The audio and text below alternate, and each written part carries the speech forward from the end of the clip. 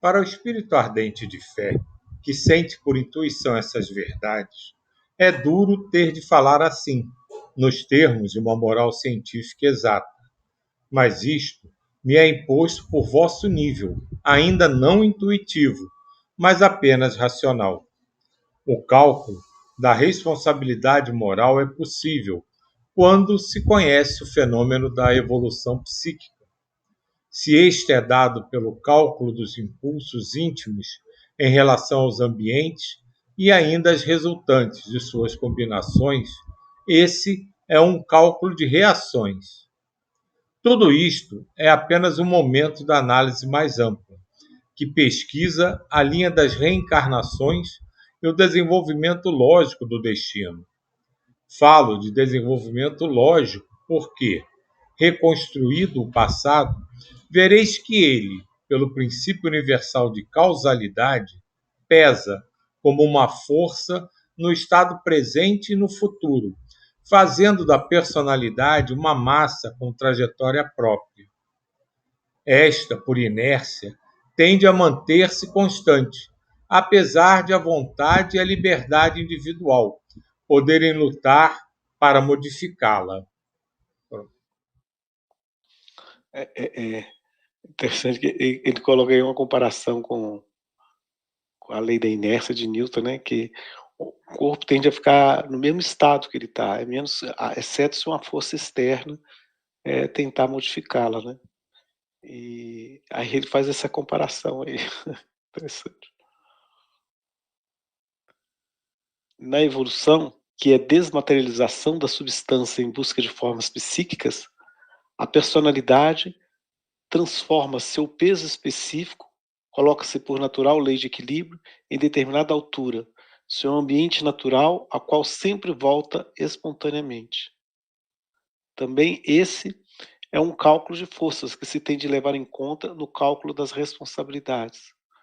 Quantas coisas teria de considerar o presumível direito social de punir-se, apenas ao invés de ser mera medida de defesa individual ou de classe, quisesse ser princípio de justiça. Deixa eu ver se eu entendi o que ele quis dizer aqui. Desculpa. Quantas coisas teria de considerar o presumível direito social de punir-se, apenas ao invés de ser mera medida de defesa individual ou de classe, quisesse ser princípio de justiça. É a questão daqueles que não sabem conviver na sociedade, né? E tem que sofrer algum tipo de punição. Em vez de ser só uma mera defesa individual de classe, quisesse ser um princípio de justiça. Vamos ver o que ele continua aqui. Aliás, prêmios e castigos substanciais não são os que os homens distribuem, exterioridades que não correspondem à substância, mas aqueles que, embora por meio deles, a lei impõe, em sua sabedoria, acima das leis humanas, baseadas em equilíbrios a quais, compreendendo-os ou não, todos obedecem. Juízes e réus, dirigentes e dependentes por ação de um comando a qual não é possível escapar.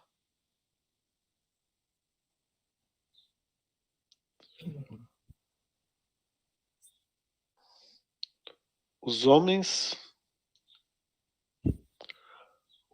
vivem misturados, juntos, mas suas leis não se misturam. O que esmaga mortalmente o indivíduo, para outro, pode ser incompreensível, porque nunca o experimentou. Todos são vizinhos e irmãos, no entanto, diante da concatenação das próprias obras e consequências, cada um está sozinho. Sozinho, com sua responsabilidade e seu destino, tal como ele mesmo quis. Os caminhos estão traçados. Diga. Pode falar. Porque é muito difícil, para mim tá bem Isso difícil. Tá meio difícil de entender esse negócio aí todo. Mas assim, seria mais ou menos, vamos lá, é como que você tem as leis, falando do humano, né? Dessa coisa das leis, de tudo, mas essa compreensão delas, cada um tem de uma maneira, embora a gente tenha que viver dentro dela. tipo, a gente tem leis, né? Estou falando bem aqui, né? E muitas vezes não as cumpre. E, de repente, a gente é punido por não cumpri-las. Mas aí você fica até sem entender porque dessa lei e tudo, mas ela existe. E ninguém... O Brasil, a gente tem leis, eu brinco muito que eu falo assim, o brasileiro tem leis maravilhosas. Se a gente olhar dentro do nosso ordenamento jurídico, a gente tem leis muito boas, mas os brasileiros não as cumprem e nem as entendem, embora elas estejam ali. E muitas vezes você é penalizado, muitas pessoas são penalizadas sem nem saber por que elas não conseguem compreender e entender o fundo, o profundo daquela lei. Não sei. Acho que tem um pouco a ver, não sei, com o fato de que, apesar de todos nós sermos, assim, em última análise, uma coisa só, a gente tem particularidades. E quando ele fala ali da coisa do presumível, né, que a gente pode imaginar tudo, mas sem conhecer o tudo. Então, a gente não consegue captar tudo e nem dimensionar tudo. A gente cria leis particulares, de acordo com o momento que se está, com o ambiente que se está, e isso não atinge o total. Eu acho que é isso que ele fala, né? Quanta coisa ele tinha que levar em consideração para transformar as nossas leis, de fato, em justiça. Quantos pormenores deveriam ter? Porque a gente não conhece tudo, então a gente se limita criando, na verdade, não são leis, são regras para o nosso momento, naquele momento. Mas elas estão muito longe de abranger tudo que nos envolve. E a compreensão de justiça que ele fala aqui é extremamente ampla para a nossa capacidade de conscientização, de entendimento. E que, no fundo, cada um é o responsável total e individual de cada passo que dá.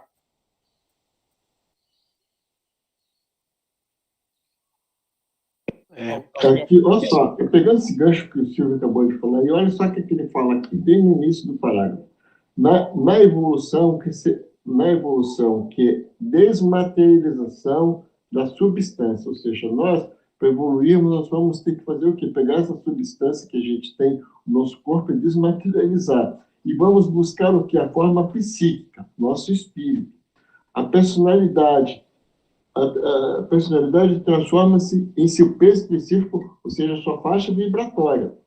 Coloca-se peso específico. Coloca-se por natural a lei de equilíbrio em determinada altura. Seu ambiente natural, então, nosso ambiente natural é o plano espiritual em determinada faixa de vibração específica, a qual sempre voltamos espontaneamente. Isso sempre procurando esse equilíbrio. Ele fala que agora tem todos os percalços que o Silvio acabou de falar aí, é só isso.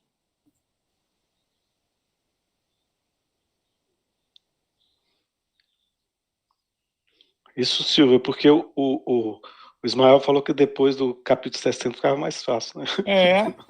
Ficou muito mais fácil.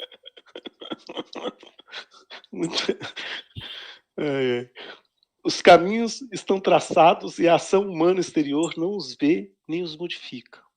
Os valores substanciais não correspondem às categorias e posições sociais. Isso que eu acho, então. Olha aí, tudo está traçado. Embora a gente, né?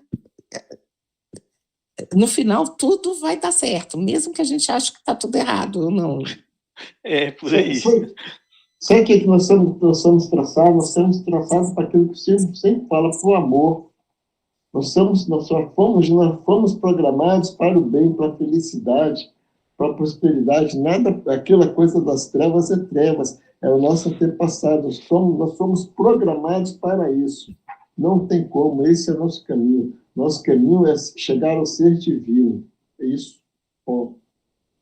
É que, de fato, assim, eu penso que nós somos seres resilientes.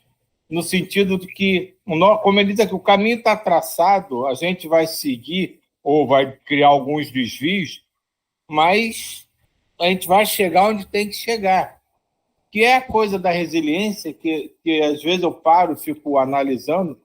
Eu penso que muitas pessoas não entendem essa coisa do relaxa que vai dar certo, né? Aquela coisa do Buda, né, que falou: se o problema tem solução, não se preocupa. Se ele não tem solução, para que você vai se preocupar com isso? Uma solução o universo vai dar para aquela situação. Então, é isso que a gente não trabalha, porque a gente cria expectativas e ansiedades e quer, às vezes, resolver as coisas no momento que a gente pensa que tem que ser resolvido.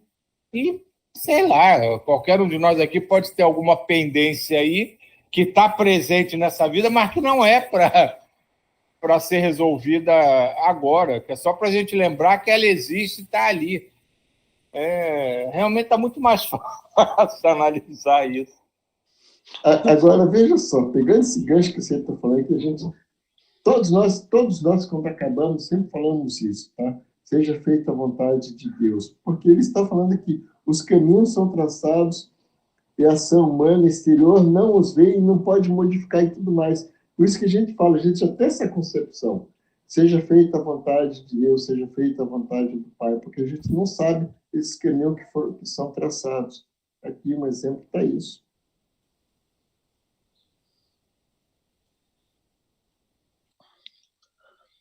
Além da justiça humana aparente, existe outra justiça diferente, divina, substancial, invisível e tremenda, a qual não se escapa na eternidade. Essa não tem pressa, mas castiga inexoravelmente. O castigo aí você pode interpretar como você aguenta as consequências inexoravelmente, né? Isso. E isso é tão interessante, bacana também, né? Porque tudo tem a causa e o efeito, tudo, né? Vai dar. É bem interessante, mas a gente tende a entender a justiça como a justiça humana, né? Assim, quando a gente vê a injustiça acontecendo, quando a gente vê mudanças, quando a gente vê coisas. Hoje, quando o Paulo fala, né?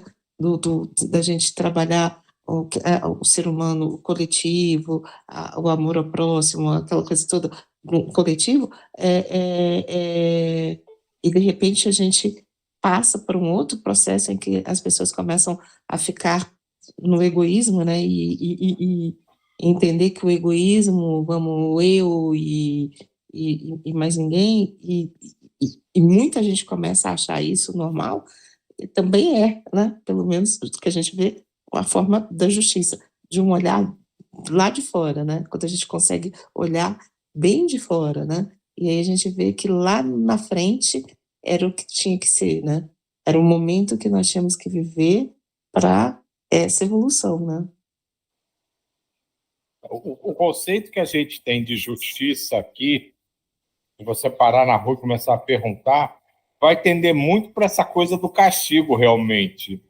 É difícil você encontrar alguém que pense que em questão de ação e reação, ou causa e efeito. Ninguém melhor do que o Paulo para falar sobre isso, né, de ação e reação, ou de causa e efeito.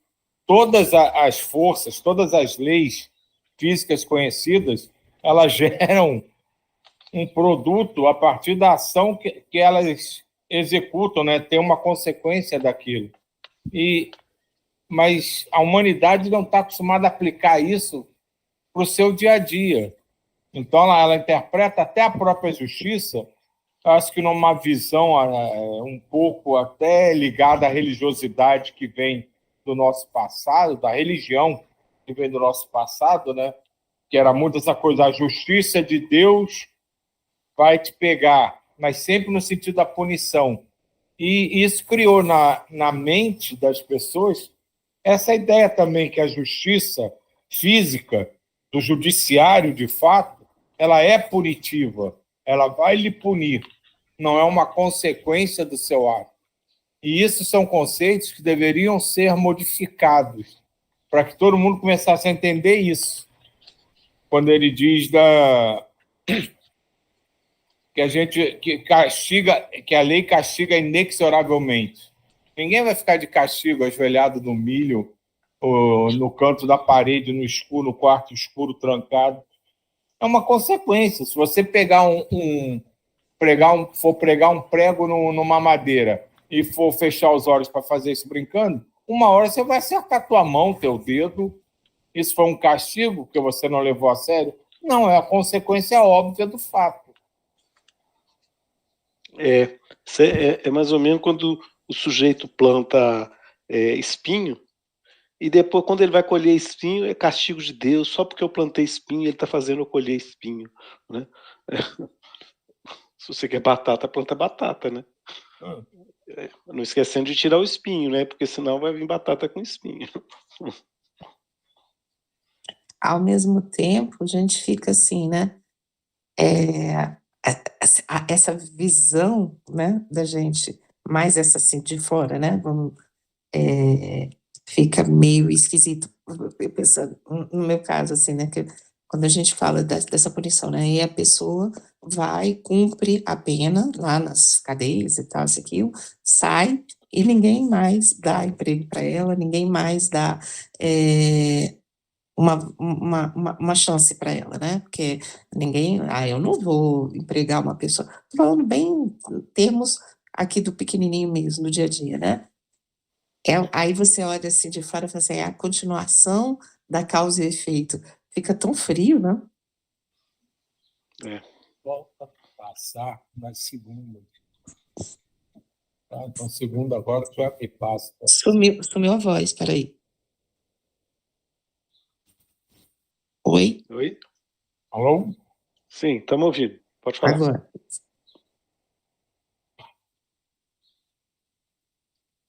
Acho que ninguém quer falar, não. Só então tá. Era só porque sua voz estava muito baixa, Paulo. Tá, tudo bem. Vou falar então. No enredo dos destinos e dos objetivos de todos, há uma linha individual, independente. Em qualquer ambiente se pode avançar ou retroceder na própria caminhada. Cada vida contém as provas necessárias e as melhores, mesmo que não sejam grandes nem espetaculares, mas sempre as mais adequadas e proporcionais. Vimos como o ser, na evolução, ao subir da matéria ao espírito, passa também da lei da primeira, o determinismo, para a lei do segundo, a livre escolha.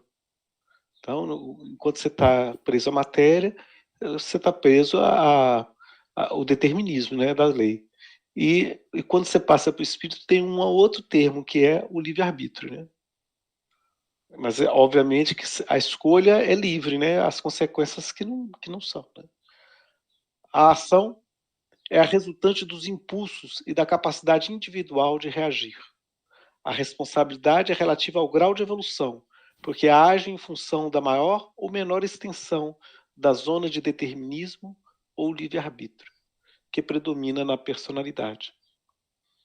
Embora, no mesmo ambiente, com os mesmos agentes psíquicos, o indivíduo reagirá de modo diferente. Sendo o ato o mesmo, o valor e o significado dele são muito diversos, de acordo com os vários tipos humanos, e por isso muito diferente será a responsabilidade. Como se diz, né, como diz lá o tio do Peter Parker, né, muitos poderes e muitas responsabilidades, né? Isso é o Homem-Aranha, viu, gente? Peter Parker. Não é. Tá lembrando. Responsabilidade relativa, estritamente vinculada ao nível evolutivo, ou seja, conhecimento e liberdade, proporcionalmente aos quais nascem os deveres e se restringe o campo que é lícito. Interessante isso, né? Porque aparentemente, quando a pessoa vai crescendo em entendimento evolutivo, né, parece para a pessoa que está de fora que ela tem menos liberdade de escolha, porque ela segue aquilo que a lei determina. Mas só que ele esquece que ele é completamente livre para seguir o que ele quer. Ele faz aquilo por livre e espontânea vontade. É como Jesus na cruz, com braços abertos, preso na cruz. Quem era o mais livre ali naquele instante? Aqueles que estavam lá embaixo, apoiando a crucificação, ou ele que estava preso? Quem era o mais livre desses grupos de pessoas? Aparentemente parecia que ele estava preso ao madeiro, né? Mas a gente sabe quem era o mais livre dali. Né? Porque também tem o aspecto conforme a gente vai entendendo, não deixa de ser obrigação, né? Eu tenho que fazer isso porque senão você pego pela lei que determina para quem faz isso seja responsabilizado dessa forma. Conforme a gente vai adquirindo o entendimento, aquilo vira naturalidade. Então, você não está cumprindo porque é uma determinação, como a gente pode dizer, legal, efetiva da lei. É porque aquilo é um crescimento moral que você adquiriu. Então, passa a ser o natural para você. Sim. Falo de responsabilidade substancial, não da aparente que os homens se impõem mutuamente, por necessidade de defesa e conveniência, isso que você acabou de falar. Falo de culpa, isto é, mal consciente, introdução de impulsos antievolutivos, que só excitam reação de dor. No campo humano, mal é involução, bem é ascensão, pois a grande lei é evolução. Culpa é a violação dessa lei de progresso. É rebelião ou impulso que leva a Deus à ordem. É qualquer ato de anarquia. Dor é o efeito da reação da lei violada, que se manifesta em sua vontade de reconstrução da ordem que quer levar tudo a Deus.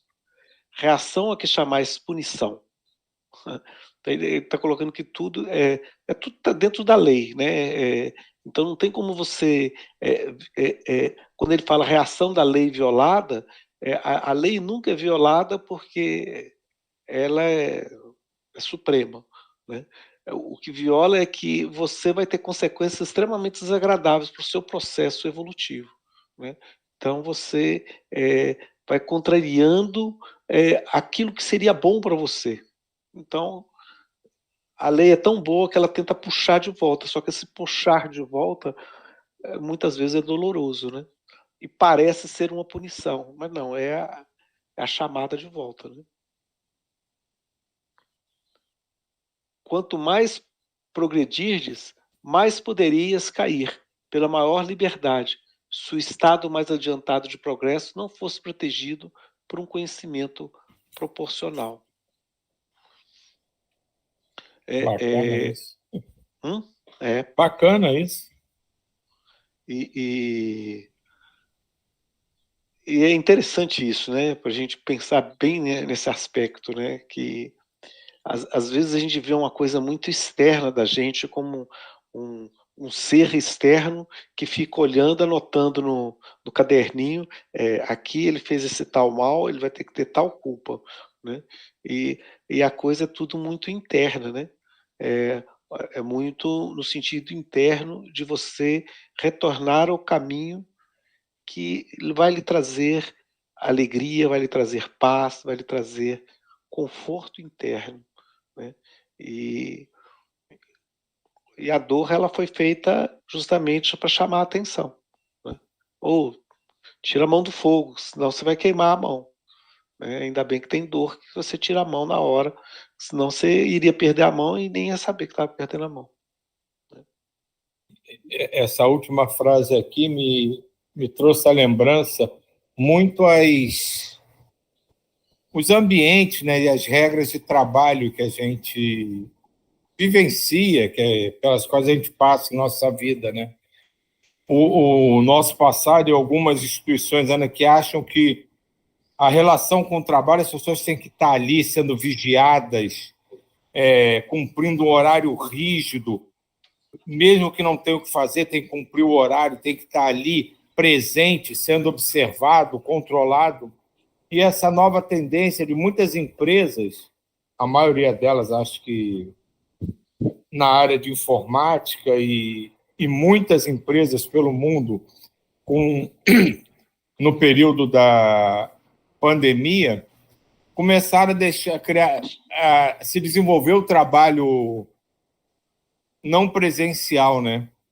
E isso gerou aumento de produtividade, mais alegria nos trabalhadores, né? Você vê, se for pesquisar, você vai ver várias empresas que não existe um horário, você vai lá, trabalha quando quer, por tarefas, e as coisas são cumpridas por causa da responsabilidade que cada um vai adquirindo um novo processo. E acho que é meio por aí.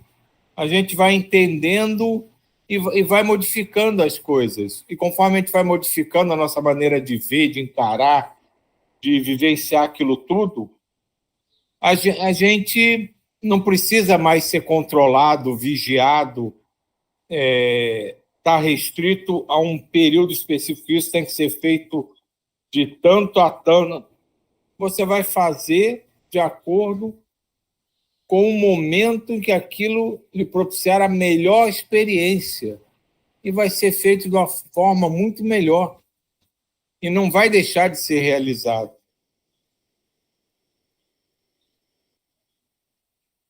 É isso mesmo. Agora a gente vai até começar outro capítulo, mas isso aí a gente deixa para a semana que vem, né? Destino, direito de punir.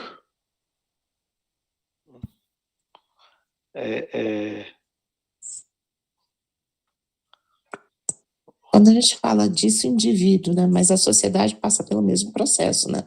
O todo, o coletivo. Sim. Boa percepção. Isso mesmo.